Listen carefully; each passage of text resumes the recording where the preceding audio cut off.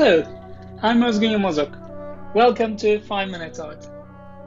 In this episode, I will talk about the Grand Odalisque by the neoclassical French painter Jean-Auguste Dominique Ingres. The word odalisque comes from the Turkish word odalık, which can be roughly translated as the person who takes care of rooms. The word originated from the Ottoman harem. The young girls who take care of the rooms or services of sultans' wives or concubines in the harem used to be called odalık. The name is used here with a bit of a semantic shift, because the odalisques in harem did not serve as agents of pleasure for the sultan, as concubines do. However, what we see here in Ingres' painting is in fact a concubine. How do we understand? First of all, the woman lying on the divan is offering herself to the weaver. She's naked and her face is turned towards the weaver, giving a discreetly seductive look. It can still be considered discreet in the sense that only the naked back and a part of the breast is visible. The rest is hidden. The accessories around the odalisque conjure up the ideal sensuous Orient image that Europeans had at the time. She has a turban with oriental patterns with ruby and pearl encrusted brooch on. She has taken off equally fine decorated jewelry belt we see in the foreground. She holds a fan made of peacock feathers.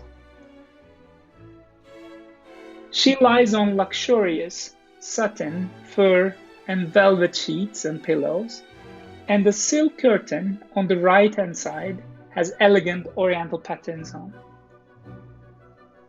By her feet, we see a hookah, a kind of pipe that was used for smoking tobacco, hashish, and opium. This hookah is used to create a more oriental look and to emphasize the pure pleasure-oriented life in the harem, as perceived by Ingres.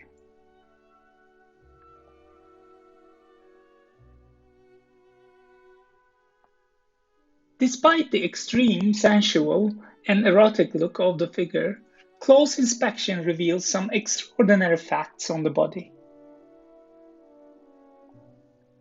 Her body is much elongated, which even suggests she should have extra vertebrae in her spine to achieve this very long C-shaped pose.